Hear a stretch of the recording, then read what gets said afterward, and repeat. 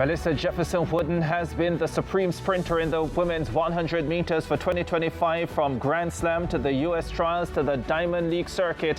And when it mattered most, she was the supreme sprinter again. But the young Jamaican Tina Clayton, who so often at the junior level showed her class, did it at the senior level as well. And she is World Championship silver medalist, with a very nervous-looking Julian Alfred managing to hold on for the bronze, because Sherika Jackson was close. But no denying that woman, Melissa Jefferson Wooden of the United States of America, the Olympic bronze medalist last year.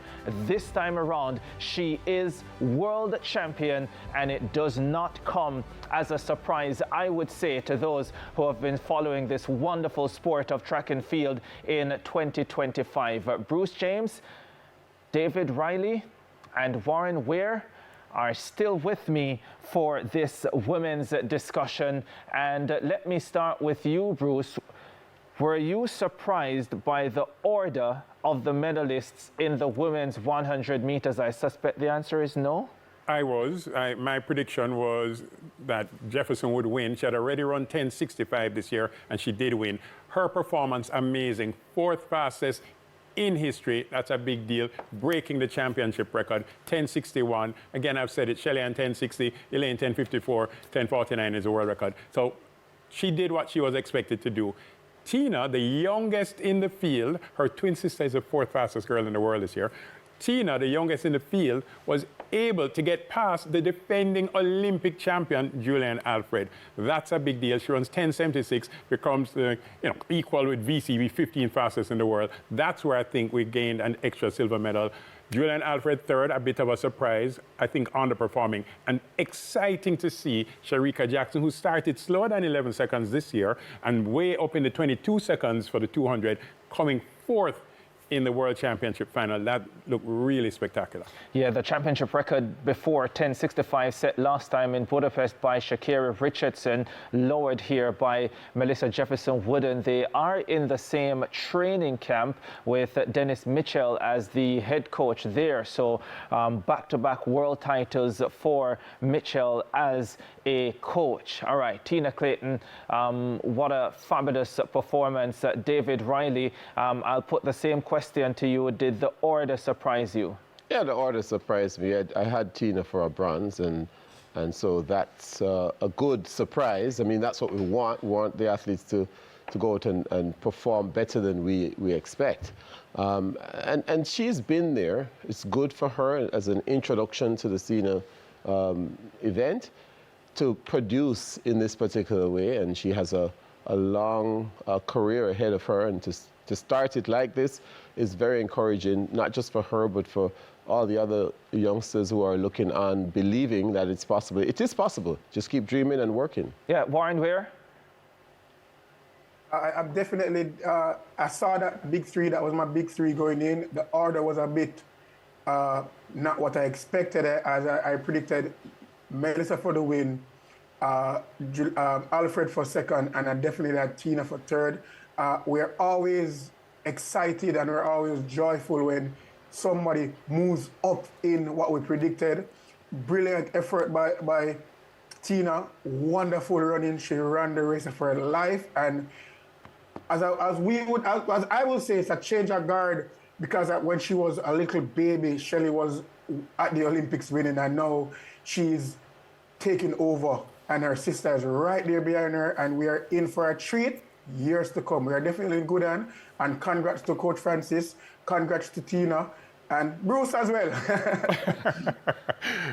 All right, thanks for that, Warren. I'd point out, the reason I keep mentioning Tia is that her 10:82 is still the fourth fastest time and would have given her bronze today. What magic would it have been to see twin sisters finishing and podium finishes? It's going to happen, though. Wow, I love the confidence, Bruce, and we can't wait for it to happen when Tia and Tina Clayton get the opportunity to compete in the same individual event at a global championship. By the way, that has never happened, you know. They did it at Carifta, where they were 1 and 2, but they never ran the 100 meters together at a World Under-20 Championships, and they haven't done it at a senior global level. Tia was at the Olympics last year, and now Tina at the World Championships this year, and we'll have to wait, unless you count the Ultimate Championship in 2026, until 2027 for us to get the opportunity for that to happen. All right, shall we hear from Tina Clayton then? Because I'm sure she must be delighted at her wonderful performance. At the start line, it was nothing. It was nerves, but you can't let the nervousness overcome you, because they say mind over matter. And you know when you make it, you let your mind control you, that where it goes wrong. So when I was at the line, I was all execution. You know, once you put up a good execution, then you'll see the results. Yeah, at the halfway stage, you're right there in front, right there. You know, do you recall, you know, that part of the race? For me, it was a tunnel vision. I can't even tell when somebody creep up or when somebody pass. It was always a tunnel vision, but I'm grateful that I could come out here, put my best foot forward. And if it was getting a silver medal at your first World Athletics Championships, how does that feel? It feels good. Everybody can see. My mother traveled 20 hours from Jamaica to see this. I couldn't disappoint her. Tia is also here. She didn't get us a medal last year. I know that I had to come out here and do it for both of us. I want to shout out a big thank you to my coach and the coaching staff. They are behind me 24/7, and they have told me that the confidence is there. Just put in the hard work and I will see the results. Yeah, Tina Clayton there, and her mother was there. How beautiful. We saw her go up and hug her mother, Bruce James. I know, really special. I mean, I don't think this is telling too many tales out of school, but, you know, how, as Jamaicans, we had to get Tia and Tina's mom, her U.S. visa this year. We had to get her Japanese visa. We had to, thanks to the sports guru, Olive McNaughton, and her team, to actually get Tina's mom to travel through the States to Japan, the first time she's ever going to Japan, and she has been having a wonderful time. And we see right here on screen Tishana Pinnock hugging her baby daughter. So it really means a lot when you're involved in that way. And, you know, I remember when Tia and Tina's mom called and said, so Mr. James, how do I arrange to get this? Because I don't have a US visa. I said, okay, we'll make that happen. How do I arrange with the Japanese? And it's step by step, and to see it actually happening. In fact, Tina called and said, I'm really concerned about my mom traveling by herself. And I said, don't worry about that. She won't be by herself, because there's quite a group of Jamaicans going over. So she traveled with a crew. It has worked out. So you get US visas through Bruce. No, I just did the work. And I want you to keep on your MVP hat, Bruce, because it seems as if you're not just in the business of setting up a good system, management system for your athletes, but for also their add-ons, so their parents as well. But there is something that Tina said. There's a line she said, mind over matter, and something else about not allowing something to control you. And it just sounded to me that comes out of the Thursday morning mental sessions up at MVP. Yeah, years ago, we realized we are getting great performances by our athletes. I'm talking about early 2000s, Bridget Foster. I know you're watching Bridget Foster Hilton, Asafa Powell, and we felt they were delivering really well on the circuit and didn't do as well as we thought they would have done at the global championships. And that's when Coach Francis decided we needed to start focusing on the mental side of the sport, and that has been a part of the MVP product ever since then, and we have seen where it has paid tremendous dividends. Yeah, it's interesting about this mental issue, you know, because, and let me put this one to Warren, there are some athletes who people will say have it naturally. Warren, were you one of those athletes, first of all, or were you one of those athletes who felt as if those talks, those mental sessions, if you ever had any, could help you? So first and foremost, I must say boys and girls champs played a major role in my mental toughness, especially when you go to a championship school who are striving to win champs, like the KC, the Calabar, the JCs. Those schools actually prepare you mentally, because I said to people in the States many times that Jamaica is small, so if you make the news, you make the news for the whole Jamaica. So imagine you as a little 16, 12-year-old going through the pressure from the local media. And it definitely helps. You can always say the boys that actually, and the boys and girls that actually have that tough mentality are the ones that went to the big schools. Those are the ones that are always locked in. And as I said, champs played a major role in it, and I have to big up Issa and our system. We just need to keep nurturing it, keep growing it, and also introducing the mental aspect in the development of the young athletes as they transition into the senior. Yeah, really happy to hear that. And by the way, Warren, are you as excited about the women's 4x1, given what you saw in the 100 final, as you are about the men's 4x1? I am, and I want to say something that people may not like. I don't know if Bruce would agree with me. The US on paper has a stronger team than when they run the 4x1 world record. And they are looking to do some damage if all goes well. And then the thing about it is that they all are from the same camp. So whenever they finish their regular session, Dennis might say, okay, girls, let's run some 4x1 baton exchange. So they are super gel. And I'm more excited to see that race because I've never seen 4 girls from one camp doing the 4x1. Jamaica is there. We have a strong team, very, very strong team, and it's a 4x1. Any card can play, but I'm excited to that face-off. Yeah, I predicted 2 gold medals for Jamaica, the men's 100 meters and the women's 4x100 meters. So I'm just putting that out there again. Yeah, let me just share with Warren, and you're right. Dennis Mitchell does coach the top 4 U.S. girls in the 100 meters, but they're not looking as good right now. Sha'Carri at her best, meaning she has done her season best in the final, and she improved round by round. But Kayla White, who's a 10-8 girl, she didn't make the final. TT Terry, a 10-8 girl, she also didn't make the final. So they may not be at their best.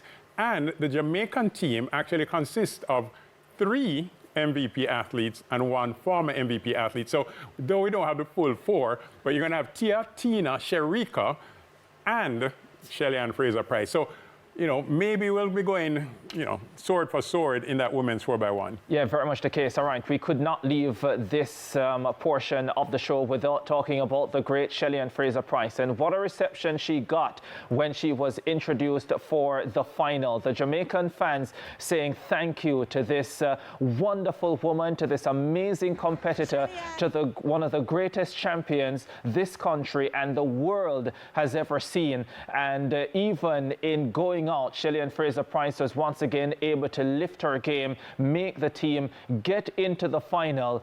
She's an amazing woman. Before we talk about her, let's hear from her. So the legend is about to depart the scene. You are now the leader of the pack. Shelly, quickly, I mean, for you, maybe not quite the result you'd have wanted this evening. But tell me how it was for you as you went out there. Man, I think standing on the, I think making the finals in itself is a huge win. Last year I didn't get the opportunity to stand at the starting line, and that was very hard for me. But this time around, I just really trust that God has more. And I didn't know how it was gonna play out or how it was gonna finish. But all in all, I think He gets the glory because I've been doing it for so long. And to be able to come out here year after year and give it 100%, I'm really proud of that.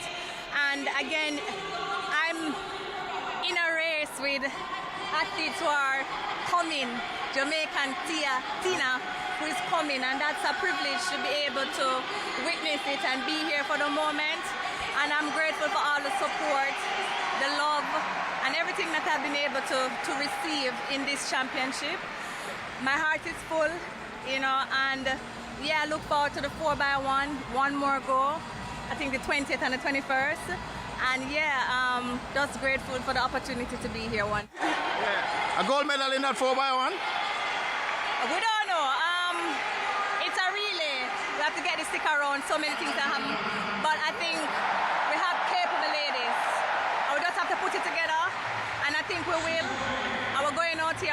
represent. Of course, you know, we had 3 ladies in the 100-meter finals. I think that was big within itself. And of course, we have the twin turbo, so you know all that work already. So we're just excited, and we don't count the eggs right now. We just have to run the race, heats, then the finals, and then we take it from there. Philosophical as ever, Shelly-Ann Fraser-Pryce. Thank you so very much. Thank you. Tina, big up Jamaica. Yeah, the great Shelly-Ann Fraser-Pryce with Jeremy Brown there in Tokyo. I don't know if there are enough words to describe Shelly-Ann Fraser-Pryce and what she has done for the land of wood and water, the way that she has represented herself with grace, not just on the track, but off it as well.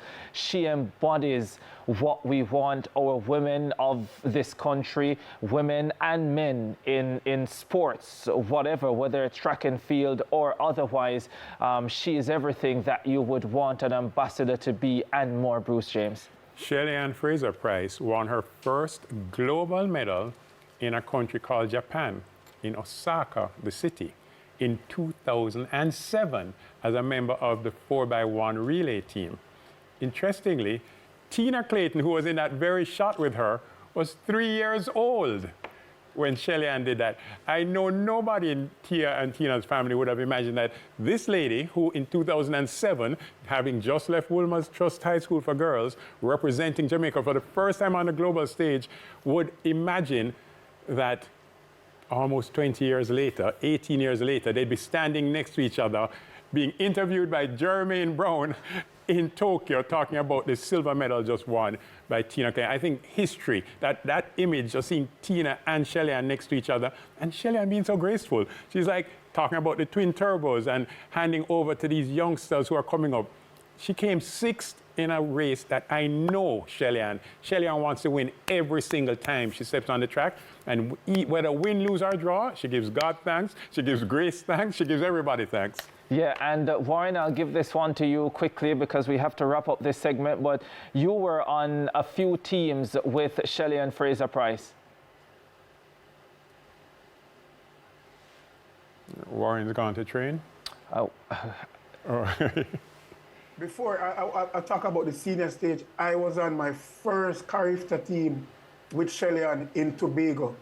And from that stage, I knew that she was going to be, like, she was a leader.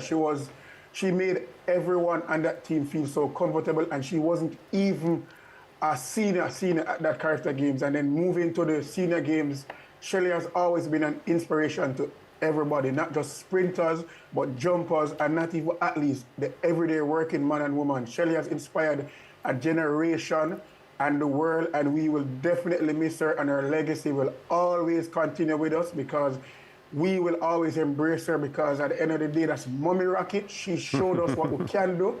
And the people at Waterhouse, we know we're not going to miss her, but I know you guys will not make her legacy die. We're going to expect somebody from Waterhouse soon to take over for Shelly. Yeah, the only reason I'm not getting emotional just yet about Shelly-Ann Fraser-Pryce departing the scene is because the 4x100 is still to come.